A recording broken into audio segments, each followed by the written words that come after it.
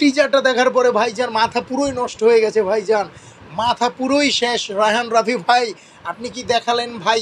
আপনার জন্য তো আমাদের সাকিবিয়ানদের ঘুম হারাম। আপনি কবে এই সিনেমা মুক্তি দিবেন? ঈদুল আজহায় মনে হচ্ছে আপনি কালকেই মুক্তি দিয়ে দেন। আর ধৈর্য ধরতেছে না ভাই, আমরা যে কী করব ভাই। আমরা যখন প্রেক্ষাগৃহে যাব আর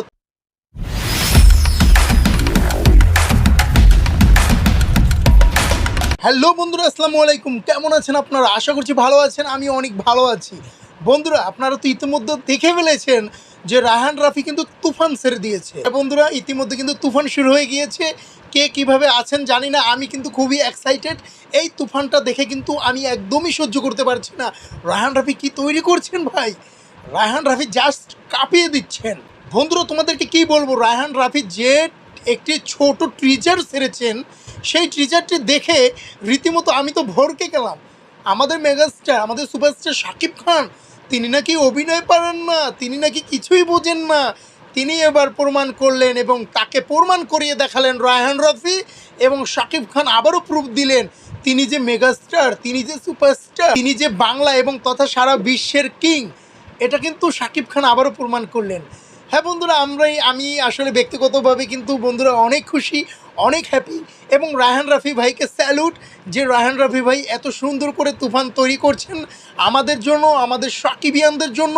এবং আমরা সবাই যে হলে গিয়ে হই হুল্লোড় করবো এবং হলে গিয়ে যে মাস্তি করব, সেটা কিন্তু এক ধরনের তৈরি করে দিলেন রায়হান রাফি। এক কথায় বলবো আমি, আমি তো জাস্ট অবাক। শাকিব খান কি অ্যাকশন দিচ্ছে, মনে হচ্ছে যেন কেজিএফের ভার্সন, বাংলা ভার্সন এটা। আপনারা যারা কেজিএফ মুভিটি দেখেছেন সেটার কিন্তু বাংলা ভার্সন বন্ধুরা এইটা। এটা নিশ্চিন্তে ধরা যায় কেজিএফের চেয়ে কোনো অংশে কম হবে না আমাদের শাকিব খানের এই তুফান।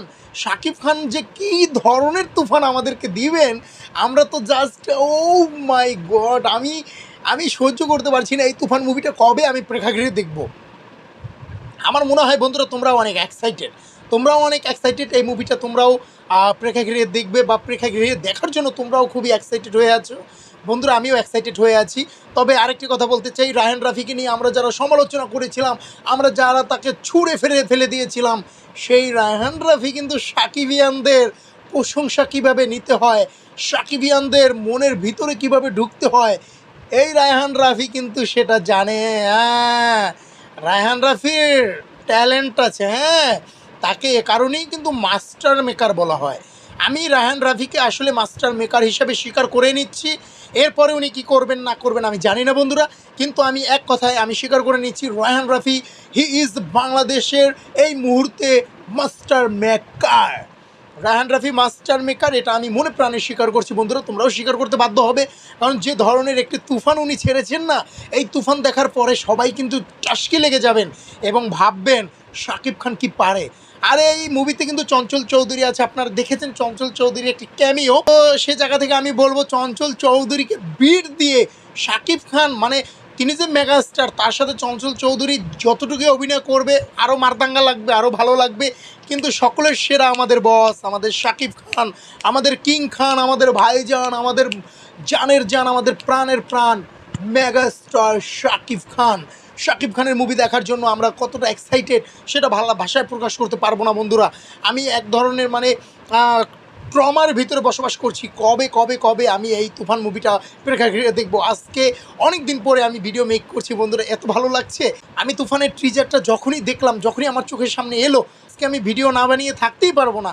আজকে আমাকে ভিডিও বানাতেই হবে। আমার যে মনের ভিতরের যে একটি আশা আকাঙ্ক্ষা, আমার ভিতরে যে হিংস্র যে একটি বিবেক কাজ করছে, সেই বিবেককে আজকে জাগ্রত করতে হবে, সেই বিবেককে তোমাদের সাথে শেয়ার করতে হবে।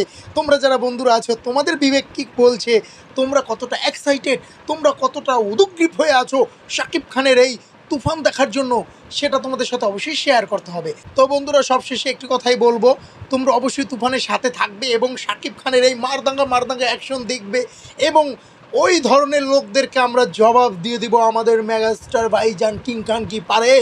তারা আমাদের ভাইজানকে নিয়ে সমালোচনা করতো, তারা তো ভাই গর্তে ঢুকে যাবে।